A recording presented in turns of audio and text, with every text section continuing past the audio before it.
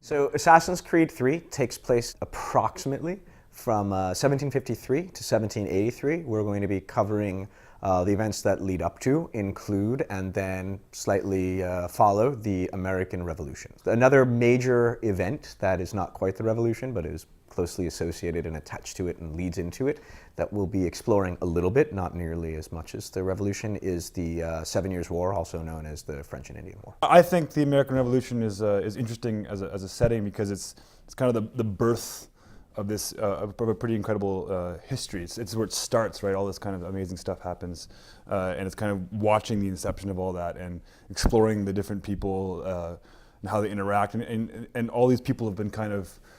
It's such a widely taught history that people have a certain notion of it, and it's fun to try and go in there and find the little facts about it that people don't know as much. One that really surprised me right from the get-go was the perception of George Washington as being this incredible military commander. My perception was that he was almost undefeated. He just went in there and kicked ass, for lack of a better term. But when we started diving into it, he lost a lot and he made a lot of big mistakes, and his actual strength was being able to motivate people and inspire troops and keep the fight going and surviving to fight another day. And that's what really made him as special as a commander in the military. And it wasn't so much that he was this tactical genius or anything. He was this really lucky person, and there's always accounts of having 3 horses shot out from under him coming back from battles and having like holes in his jacket and in his hat, and having his hat shot off his head on numerous occasions in different battles. And to think that there was, in these different accounts, upwards of 7, 8, 9, 10 different versions of this happening to him,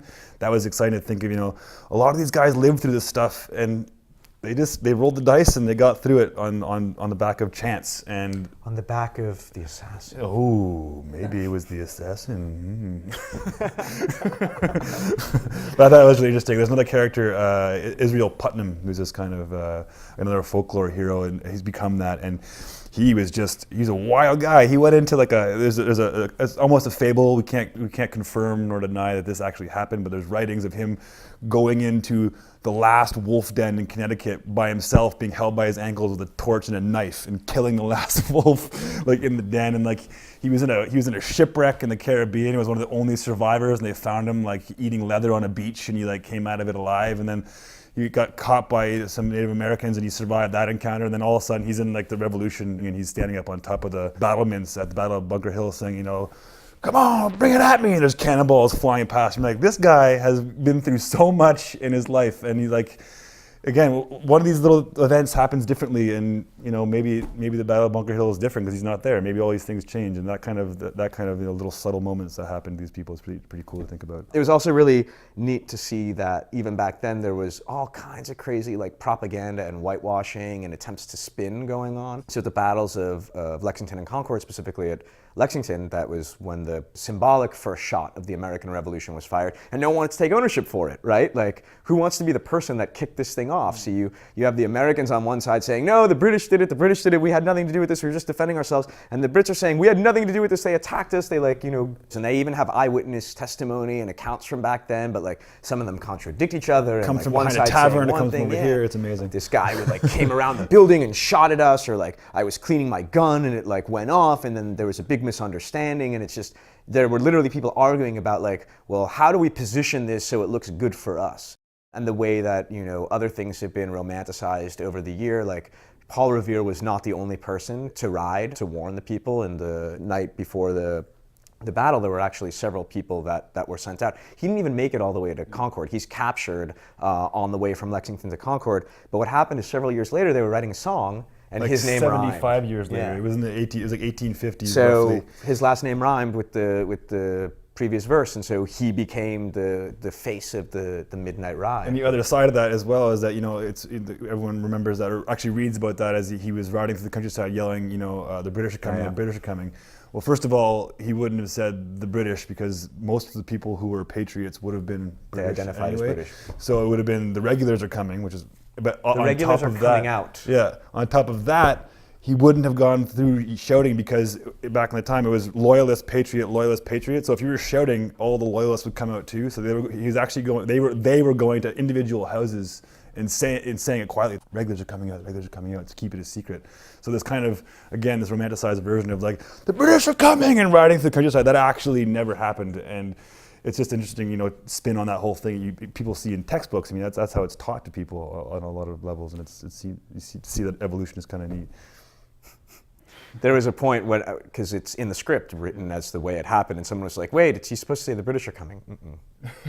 Nope, he's not. And here's the evidence. So, it's like fun little things like that are always really kind of just cool, like strange facts, like Thomas Jefferson dressed really strangely, like really bright clothes, and he was sort of a fashionista. And he was a horrible public speaker as well. Like he was unable to orate, you know, anywhere. So he would always just write these documents so that would speak for him. And that's kind of interesting to think of this guy who's, again, he's such a hero. He's more than a hero. He's like gone beyond that in American history. And there's some other like really crazy messed up stuff that I have to keep secret that I think will, in some cases, pleasantly surprise people, and in other cases, potentially shock them. But like once again, we have you know, historical documents, letters written by people saying certain things, and it'll be, I think, neat to share these with our audience. Part of the fun with the franchise is that people have an idea, or they believe they know what the American Revolution was like. They believe they know who the founding fathers were. There's almost this romantic, idealized view of back then, and I think it's really interesting to be able to show people, you know, how it really was, or as close to what it may have really been than they may believe, right? It wasn't quite so clear cut. It wasn't a matter of the founding fathers being these immaculate heavenly figures defended. Yeah, they were definitely people, and they all had different points of view and different opinions on things, no matter how much politicians may want to co-opt them for their own nefarious purposes. On all sides of the spectrum, you know, we're trying to be balanced. I think that's also really important. We're not promoting any sort of political agenda. We literally want to say, these are the people, here's what they did. You, as an individual, can make a decision as to whether or not they were good or bad.